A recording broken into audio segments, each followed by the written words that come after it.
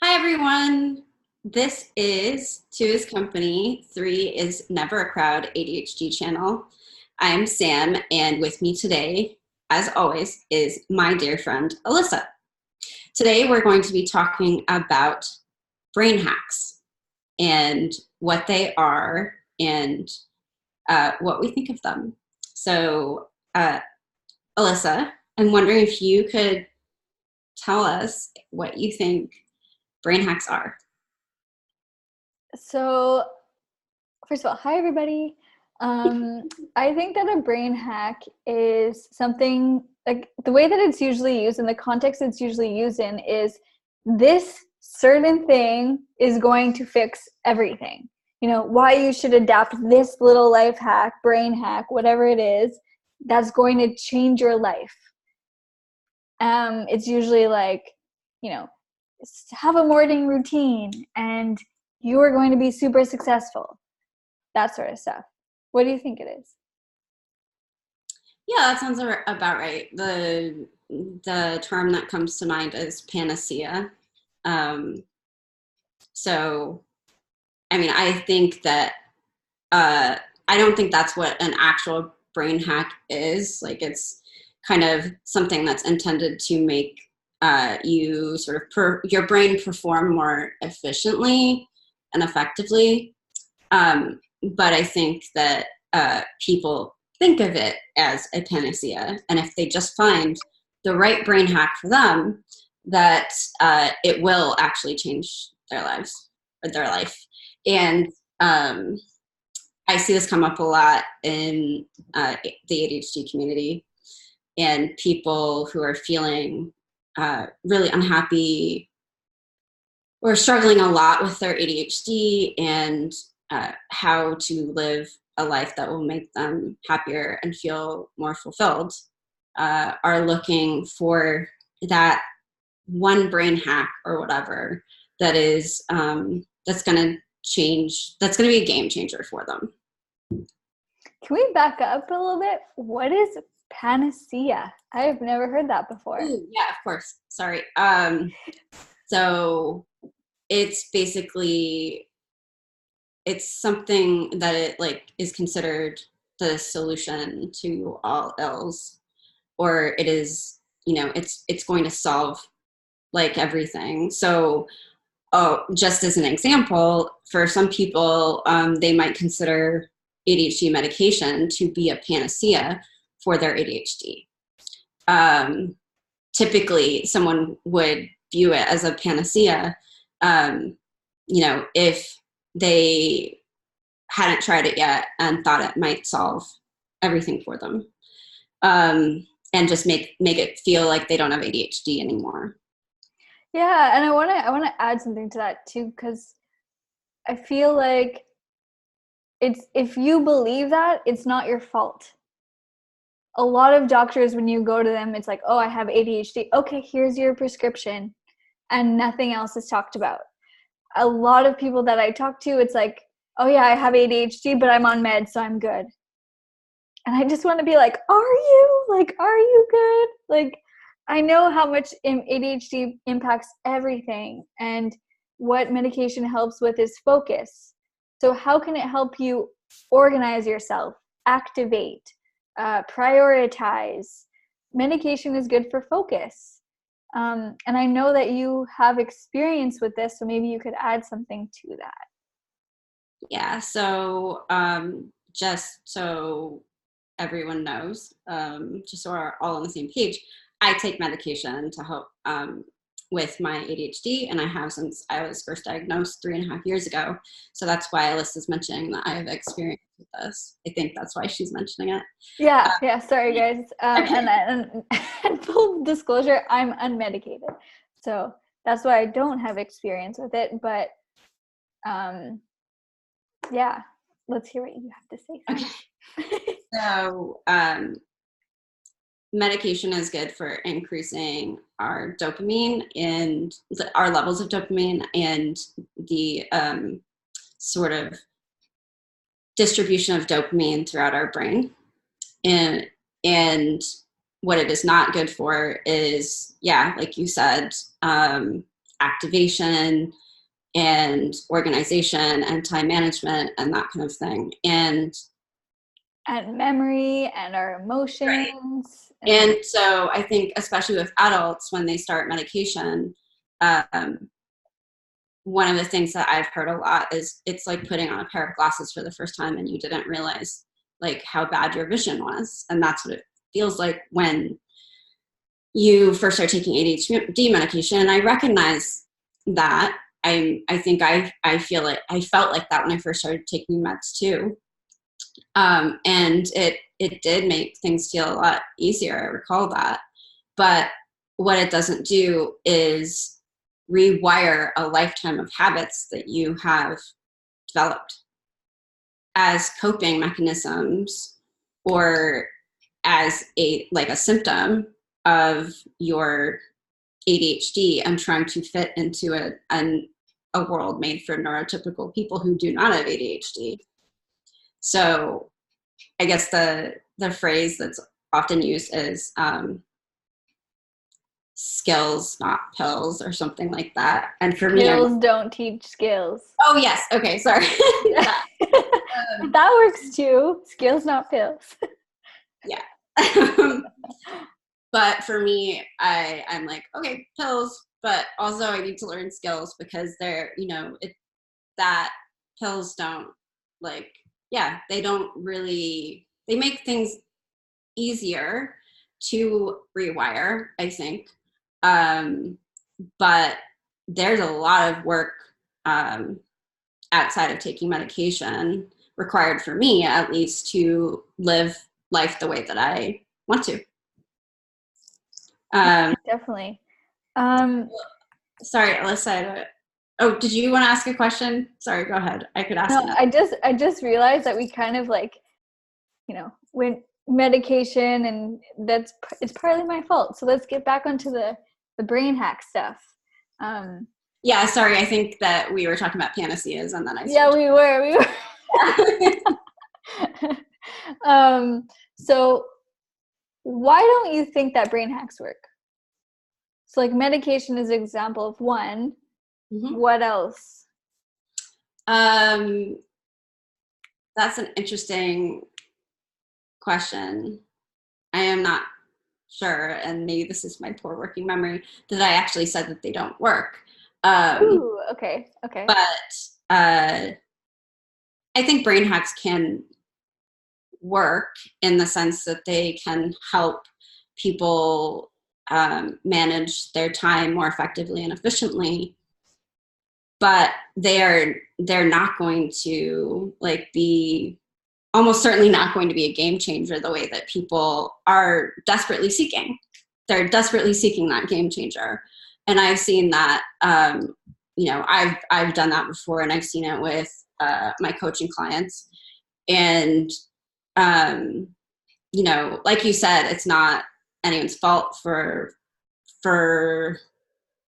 looking for that and for believing that if they just find the right hack, that things will change for them. But the thing is with ADHD, just an example, someone might think that bullet journaling is a life hack, or not a life hack, a brain hack. And I've heard that the person who came up with the bullet journaling system actually has ADHD. Yep. So full disclosure, I am a bullet journaler, but I'm fairly inconsistent with it. I probably only do it 4 days out of 7 or something like that. And that maybe that's a brain hack in that it helps me be more efficient than I might otherwise be. But I don't remember to do it all the time. I don't want to do it all the time. And it's not going to mean that I no longer have ADHD. It's not going to take away the way that my brain works. That didn't really take away the way my brain works. I know exactly what you mean. It's not going to give you more dopamine. It's just going to help you manage it. Right.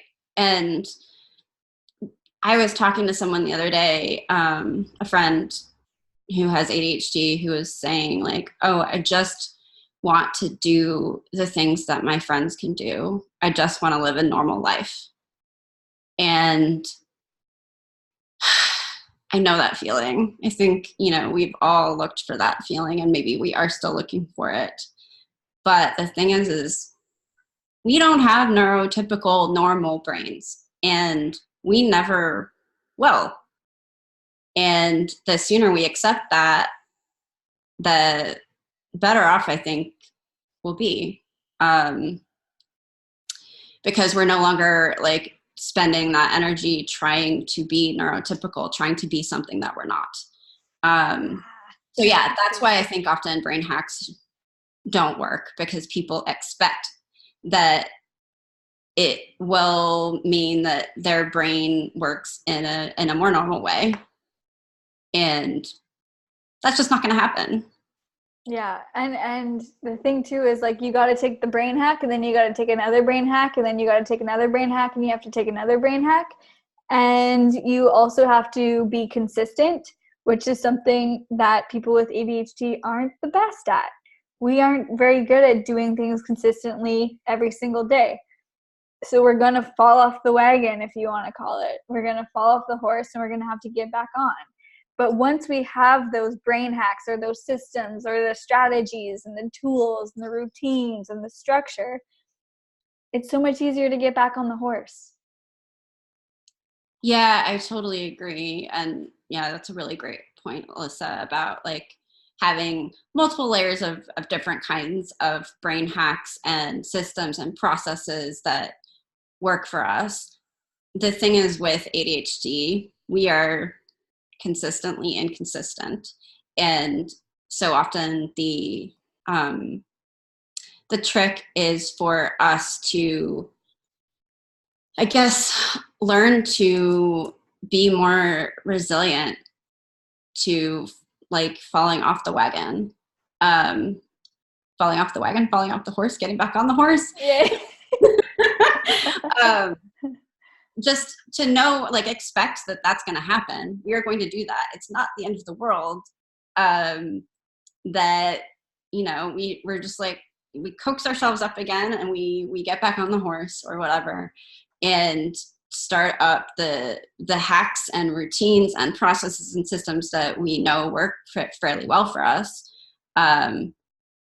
So that like the us becoming inconsistent at some point inevitably no longer has this really heavy emotional weight to it. Great. Like, so going into things that you're going to be inconsistent. Don't expect that you're never going to do it. Make it so that you set yourself up for success. But when you do fall off, what are you going to tell yourself? What's your plan for when that does happen? When you're not having the best day, what are your solutions? I have a list that says, not having a good day. When was the last time you showered? Are you dressed? Have you left your bedroom? Did you get yourself on a walk? When was the last time you ate? These are all things that, technically that's my brain hack list, get myself back on the horse list, or off on the wagon, or whatever. I love that. The brain hack list is full of like, are you doing things to take care of yourself and like maintain your health in various ways that I think probably neurotypical people take for granted that they'll remember to do those things. And yeah, we forget them. And especially if we are going through like an emotionally challenging time, whatever that looks like, or we're stressed or whatever, we're more likely to forget to do the basic self-care things, or just not make time for that. So I love that you have that list to reference. How do you know when you need to? Well, yeah. So like, as you're just like saying that, I'm like, have I used it? No, but it's there. And like the fact that I made it though, like I definitely, I don't necessarily refer to the list, but like if I'm grumpy or whatever, I'm like, okay, did you do all these things? or are you just needing some time to chill and to be by yourself, and then that's okay. But like, I really, okay, I'm gonna give you my biggest brain hack, then maybe Sam can tell us hers. My biggest brain hack is being nicer to myself. So like, if I'm overwhelmed and I'm having a hard day, giving myself the permission to do nothing and not feel bad about it. Like, not make myself be like, you should or you need. Should and need are bad words. They're very mean and they suck.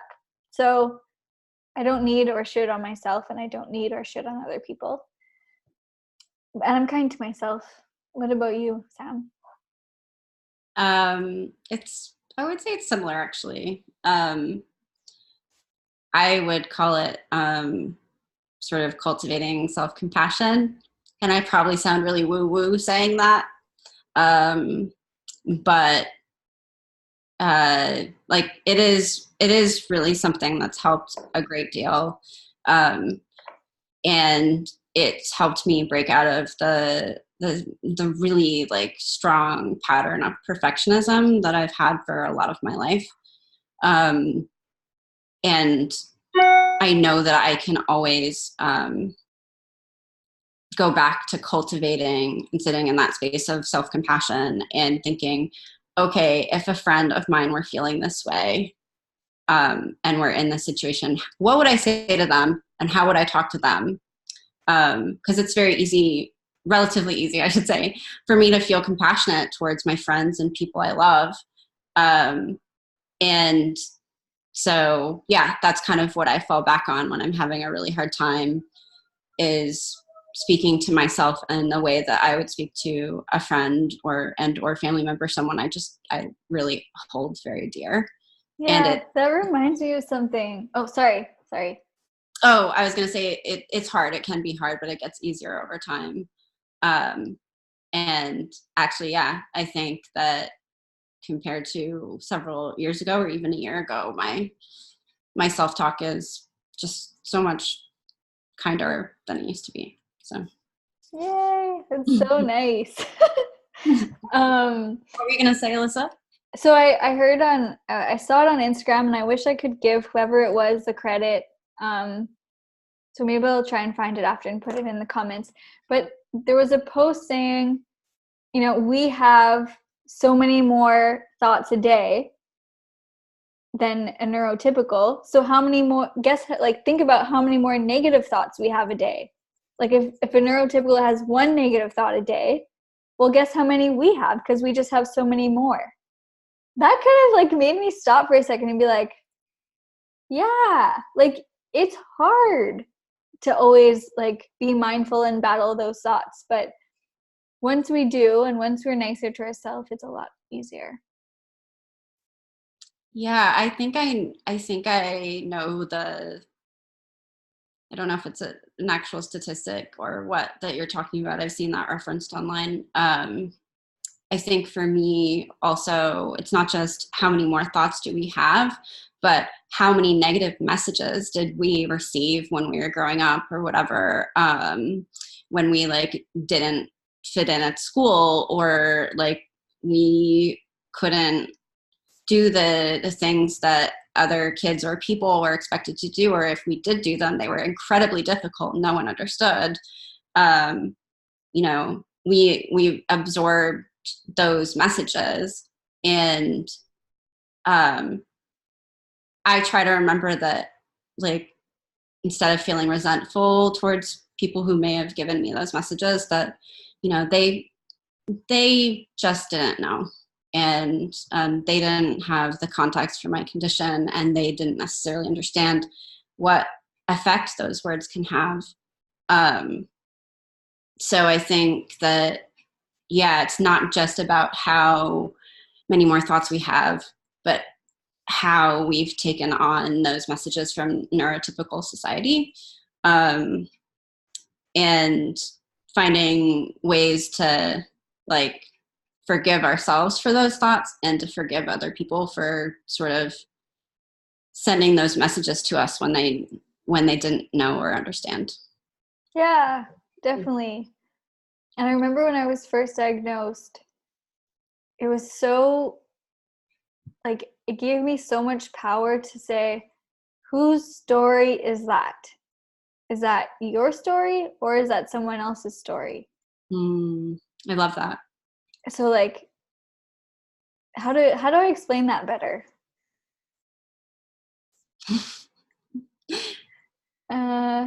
Like, example, if someone would be like sort of criticizing you or telling you, you know, they want you to be an A student, you're a B student, and then your story becomes, I need to be an A student, I need to be an A student, I need to be an A student.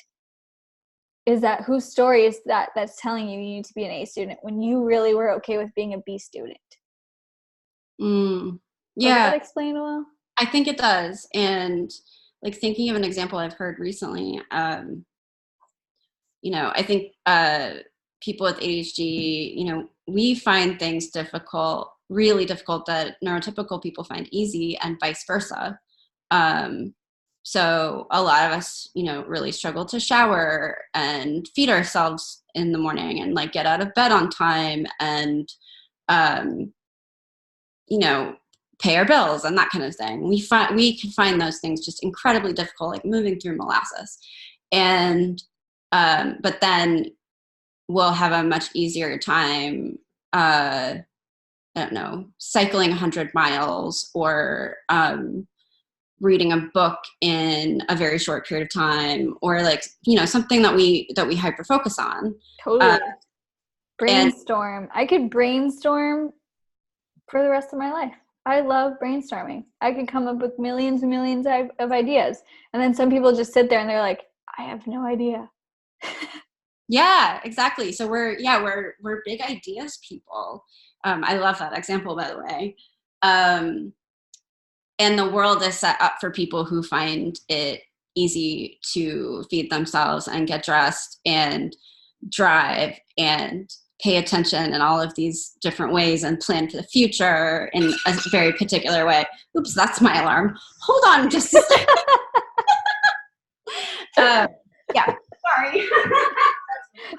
So while Sam is turning off her alarm, I'm going to start the wrap up because it's that time. And we've actually taken up more of your time than we expected to. So thank you so much for being with us today. Sam is really good at finishing this and remembers all the things that she needs to say. So I'm going to let her finish. Sorry about that, everyone. That was one of my brain hacks to try to remember to do something. So I thought we'd be done by now. Anyway, yeah, so we are Two is Company, Three is a Crowd ADHD channel. Today you have listened to me, Sam, and my lovely friend Alyssa.